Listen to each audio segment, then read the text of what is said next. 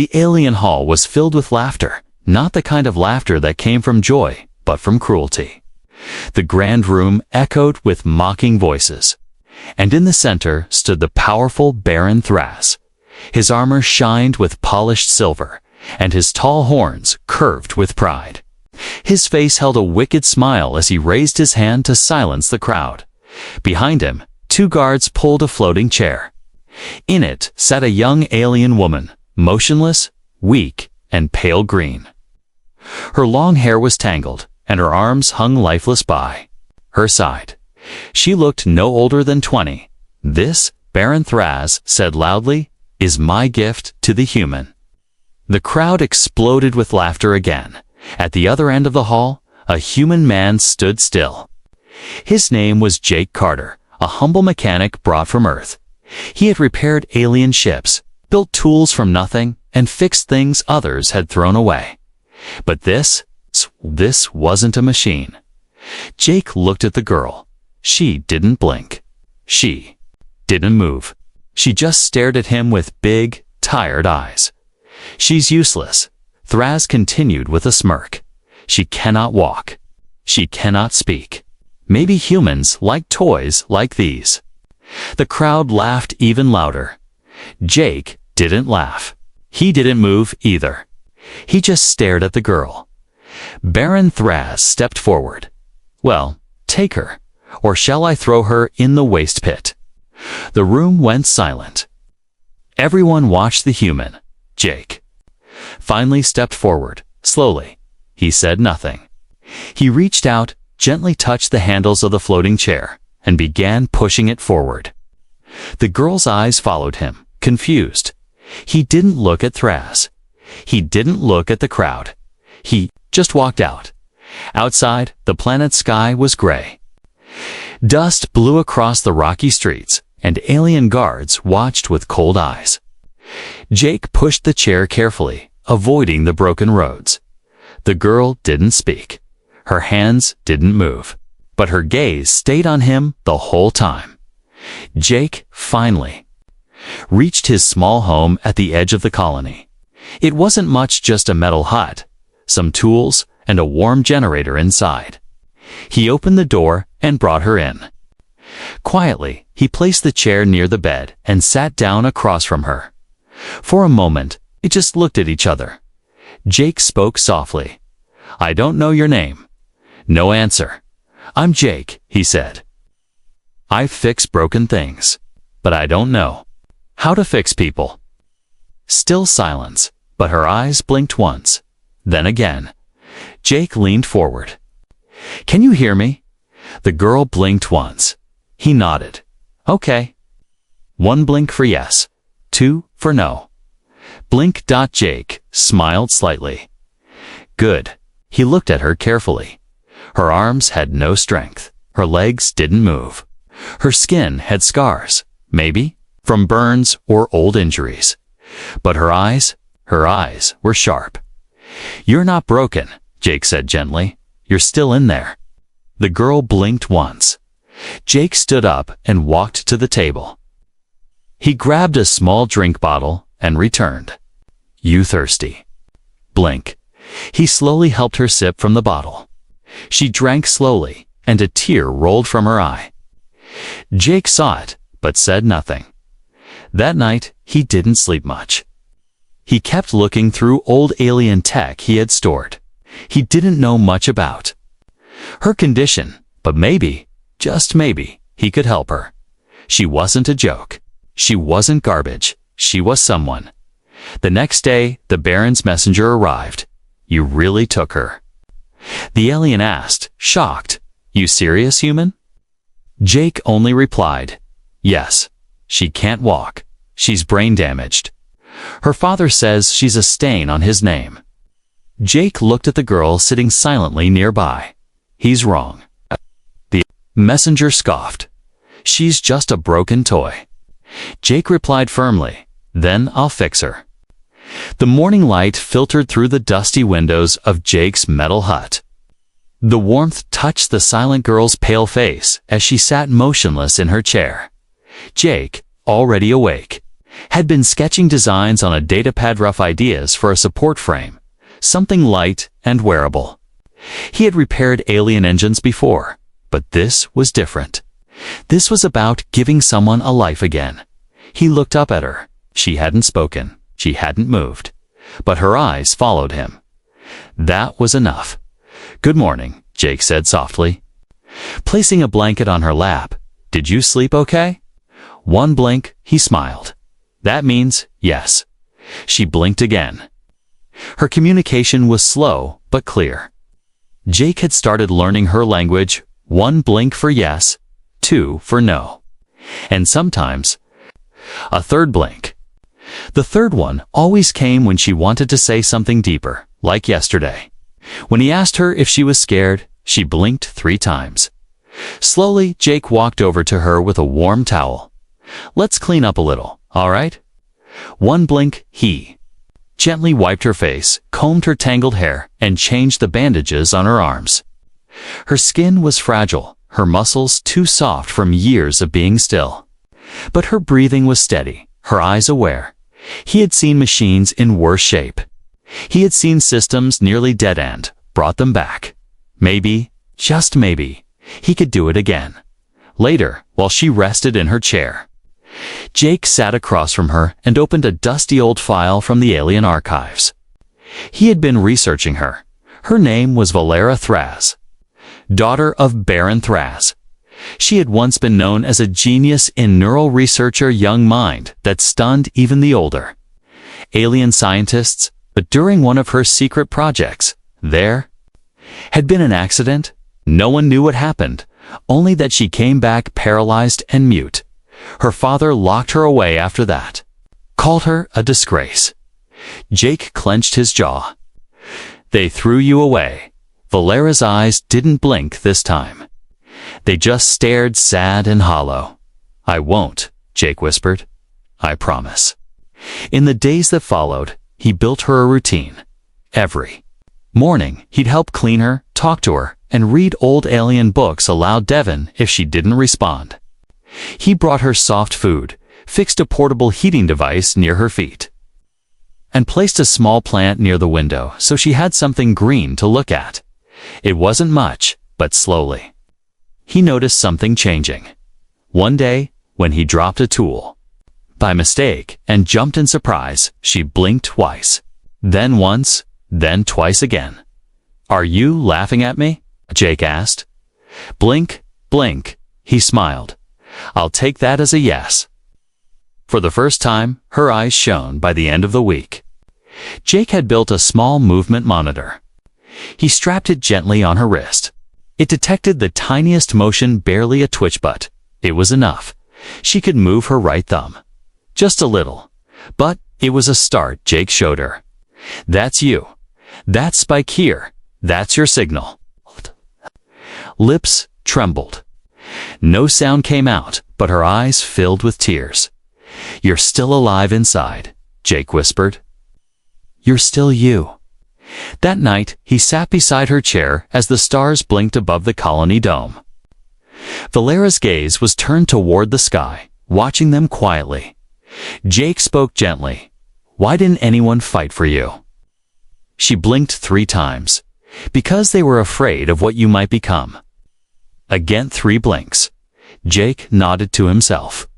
Then maybe it's time someone stopped being afraid. He reached over and gently touched her hand. She didn't move. But this time, she didn't pull away either. Far from the hut, in the Baron's fortress, whispers had already begun. The human kept her. He's wasting his time. Baron Thraz will be furious if she shows her face again. Jake didn't care, because every day, her eyes moved just a little faster and her thumb twitched a little more. And for the first time in years, she was seen. Jake found the old storage box by accident. It was hidden under loose floor panels in the room he had given Valera. The lid was rusty and the lock broken, like no one had cared for it in years. Inside were data drives, old papers, and photos. Most were dusty, some burned, and a few looked like they had been torn on purpose. He sat down with them. the warm light of evening filling the room. Valera was resting nearby, her eyes closed, but her body still awake. She always listened. Jake plugged in the oldest data drive into his tablet. What he saw stunned him. Blueprints, schematics, neural interface designs far more advanced than anything.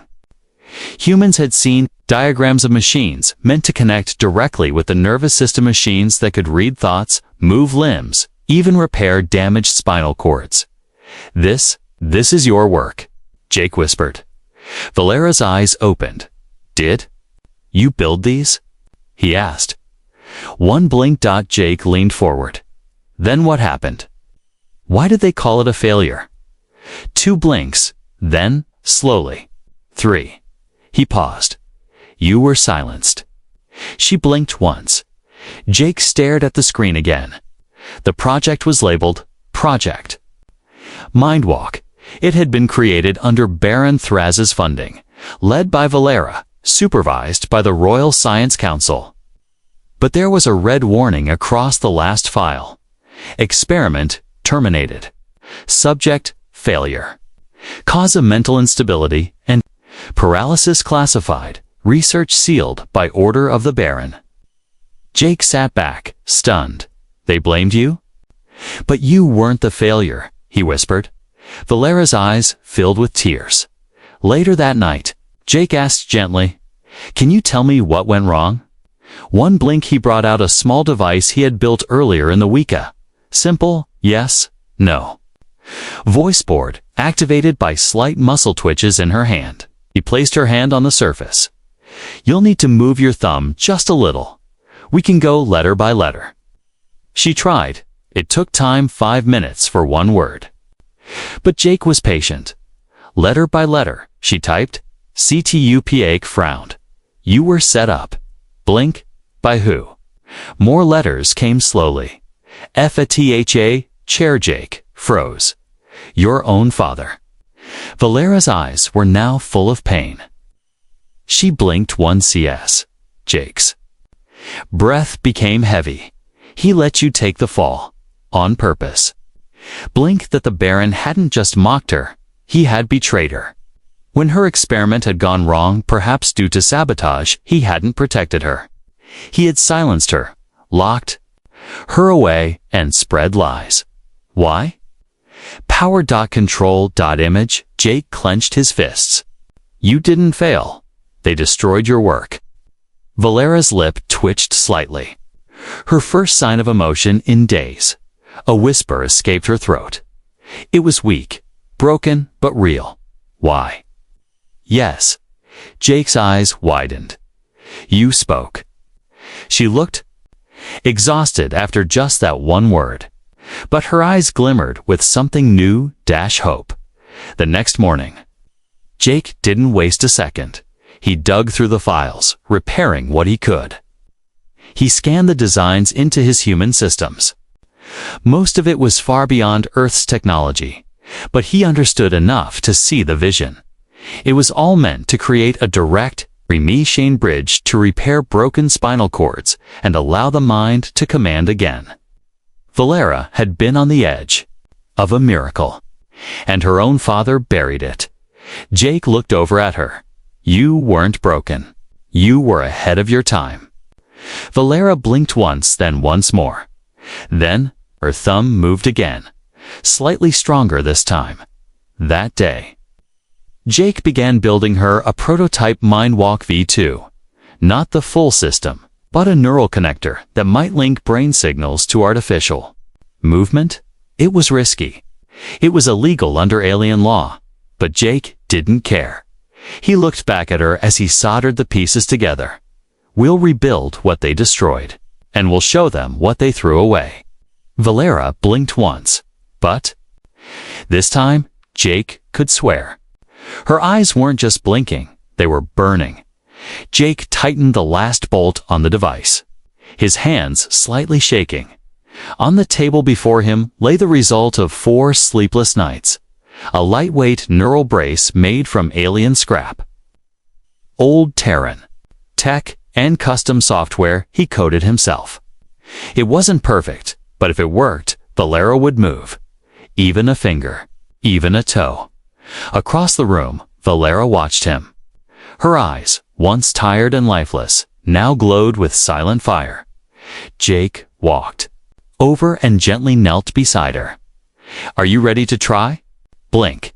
He placed the neural band carefully around her neck, right below the skull where her neural signals were still strongest. Then he fastened a thin bands around her legs made from soft cloth and small mechanical supports. They weren't meant to make her walk.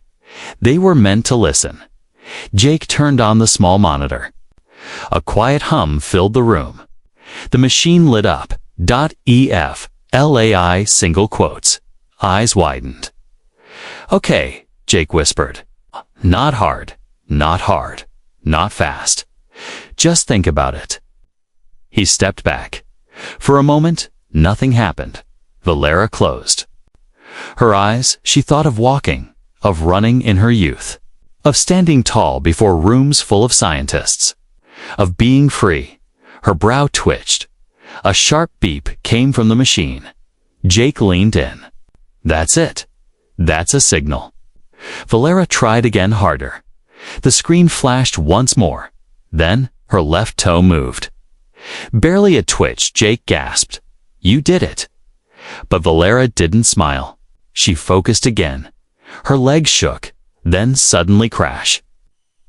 She slipped from the chair and fell hard to the floor. Jake rushed forward. "No, no, no, hold on." He lifted her carefully, but she was trembling. Her chest moved quickly. Her breathing was fast. Tears rolled from her eyes. I'm sorry," Jake said. "I should have strapped you in. I didn't think you'd try so hard." But Valera blinked once. Then again, then again. Jake looked at the screen. She was still trying, even lying on the cold floor. She was still thinking about moving, still sending signals, still fighting. "You're not broken," he whispered.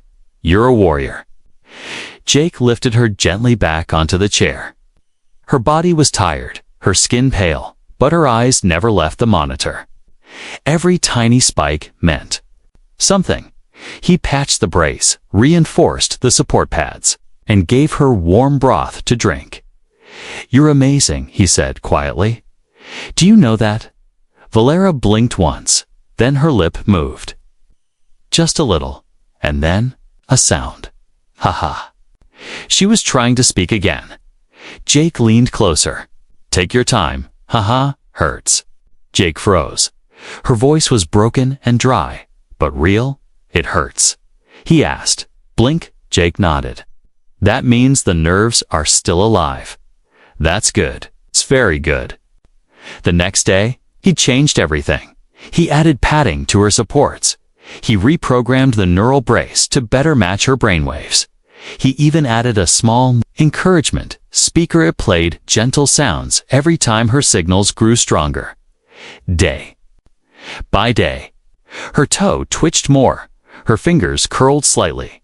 Her neck turned with purpose. She began to speak single words.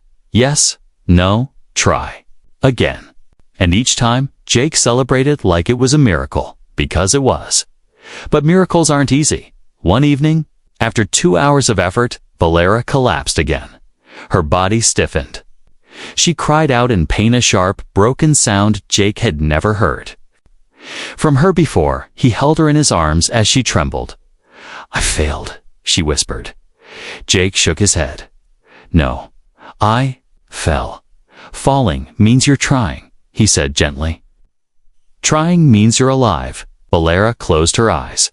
Then said something new. "Thank you."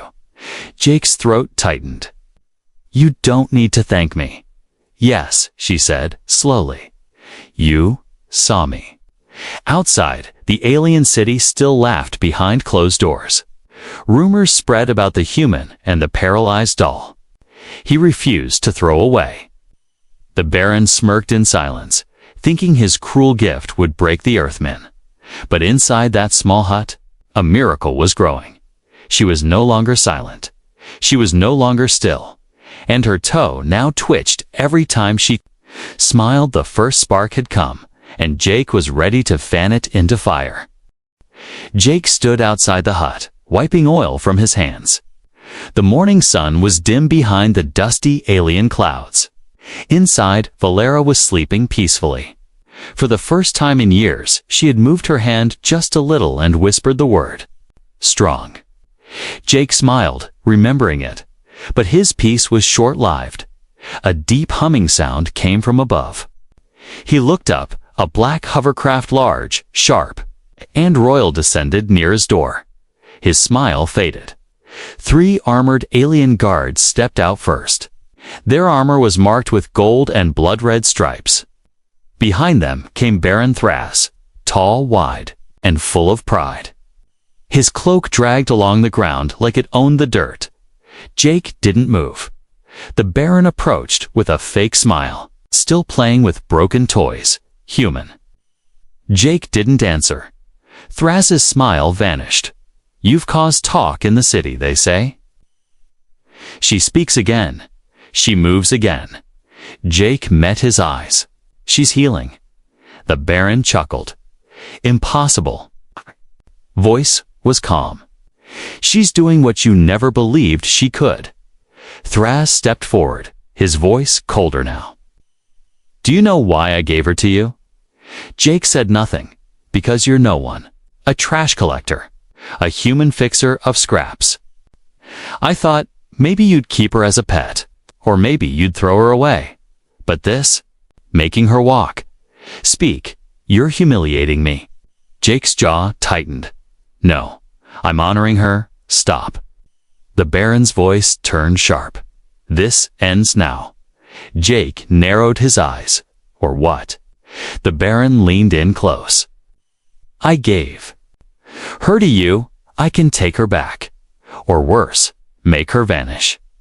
No one would ask questions. No one would care." Jake stepped forward, his tone like iron. "Try touching her again, and you'll find out what humans do when someone they care about is threatened." The guards moved. Thras raised a hand. "Stand down." He looked Jake over. "You're bold. I'll give you that. But boldness won't protect you forever. If she walks again, you'll make me look like a fool. I won't allow it." Jake said nothing. His silence was louder than any threat. After the Baron left, Jake locked every door, checked every corner. Then he went inside. Valera was awake. She had heard everything. Her lips moved. "He came." Jake nodded. "He's afraid, not of me, of you." She blinked once, then said slowly, "I don't want to." "Hide." Jake knelt beside her. "Then we don't." He looked into her eyes. "But we'll need to be smart. He wants you silent, still, ashamed. But I won't let him steal your voice again." Valera's voice shook. "He always said I was weak." Jake held her hand. "Then prove him wrong." The next day, Jake started building a hidden lab under the hut. Quiet tools, reinforced floors, scanners that blocked signals. He also made changes to Valera's brace. It was now lighter, faster, and more responsive. She could now control her fingers enough to use a small keyboard. Her words came faster. Her voice too clearer with every day. One night, Jake found her whispering something alone. "Walk, I will walk." He didn't interrupt. He just watched with pride. Days passed. Then weeks. Valair could now stand with help. The machine supported her legs, but her brain was doing the work. Every time she stood, she shook. But she stood. Jake would smile and say, "One day, you'll stand taller than him." She'd reply, and never bow again. But the Baron was not silent. Jake began noticing things. Scratches on the door, strange shadows outside. One morning, the power grid failed for 2 hours. When it returned, some files were gone from his system. Thankfully, Jake had backups hidden deep in alien code. Valera typed, "He's trying to erase us again." Jake replied, "Then we write in stone." One evening, Valera asked him a question. "What if I don't walk?" Jake paused. "What do you mean? What if I never win?" Jake touched her shoulder. "You already won." She blinked. Confused, "You were supposed to be forgotten," he continued. "But now you speak, you fight, you live. That alone is victory." Valera closed her eyes. A tear slid down her cheek. Double quotes, "Thank you." Jake smiled. "Don't thank me yet. You still need to punch your father in the face." She laughed her first real laugh. It was soft, weak, but real. But outside, in the shadows of the city, Baron Thras was preparing. Something else, something darker. He had been shamed once. He wouldn't be shamed again, even if it meant destroying his own daughter. Permanently, the rain poured outside. The metal hut, wind howled through the cracks, but inside, silence ruled except for the soft hum of machinery. Jake knelt on the floor, carefully adjusting the final part of Valera's neural brace. This new version was sleeker, smarter, and designed to give full support from neck to toe. The old one had helped her stand for a few seconds. But this one might help her walk. Valera sat upright, wrapped in a thick blanket, watching his every move. Her eyes, once tired and empty, now burned with purpose. Jake looked up and smiled. "Are you ready?" She nodded slowly. "No tests this time," he said. "We go all in. You stand with your own power." Valera blinked once, then whispered, "Let's try." Jake placed the brace gently on her body. The straps locked into place and the machine activated. A soft blue light pulsed from her back, syncing with the neural interface. Jake stepped back, heart pounding. "Now, think about standing. Just like before, but push harder." Valera closed her eyes. She thought of her childhood running in. Green fields, her boots kicking up dust. She thought of her mother, now gone, who once lifted her high in the air. She thought of her father, how he had locked her away, ashamed of her, and then she thought of Jake, the human who saw her worth, the man who believed when no one else did. Suddenly, the machine beeped. Her legs trembled. "Almost there," Jake whispered. "You're doing it." She opened her eyes, and then she rose top first. Slowly, then higher, until both feet stood flat on the floor. Vela was standing without help, without fear. Jake froze, speechless. Valera's arms trembled slightly. Her body was shaky. But she was standing tall, her back straight, her chin high. "I did it," she whispered, her voice breaking. Jake stepped forward, tears in his eyes. "Yes, you did. You really did." Valera smiled, real smile. Weak, but proud. Then she took a step. Her right foot moved forward. Then her left. Her body wobbled. The brace adjusting in real dash time. She took another step, and another. And then she stumbled. Jake caught her before she fell. But she laughed. Laughed. Like someone who had just tasted freedom. That night, they didn't sleep. Valera kept standing again and again. Each time stronger, each time longer. Jake made her soup and toasted alien bread. She sat and fed herself, shaking hands, messy bites. But no help needed. Every small act was a miracle. The next day, Valera asked Jake for something bold. "I want to go outside." Jake hesitated. "You're not ready for." "I don't want to hide anymore." He stared at her for a long moment, then nodded. He helped her dress. Simple clothing, gray cloak, soft boots, and the brace hidden beneath. Together, they stepped out into the street. Valara took her first public step under the alien. Sky. Whispers spread fast. "That's her." The Baron's daughter. She's supposed to be paralyzed, is that? The human who fixed her? People stared as she walked slowly down the dusty path. Jake beside her like a silent guardian. Some looked in awe, some in fear. But one message was clear. She was not broken anymore. Far above, on the balcony of his tower, Baron Thraz watched. His lips curled in rage. She walks, he growled. He made her walk. An advisor beside him said, "It's spreading across the network. Everyone's talking. Her name is trending. They're calling her the Iron-Willed Daughter." The Baron's eyes burned. She was supposed to be forgotten. Now she's become a symbol. The advisor stepped back. "What shall we do?" Thraz's voice dropped low. "End this.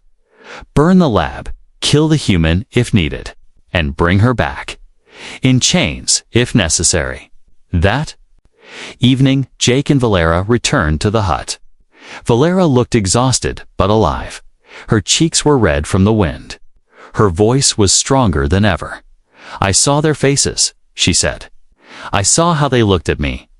Jake smiled. "Some were afraid." "Good," she whispered. "Let them be afraid." He raised an eyebrow. "What now?" Valera stared out the window at the stars. "Now, we finish what I started. My research.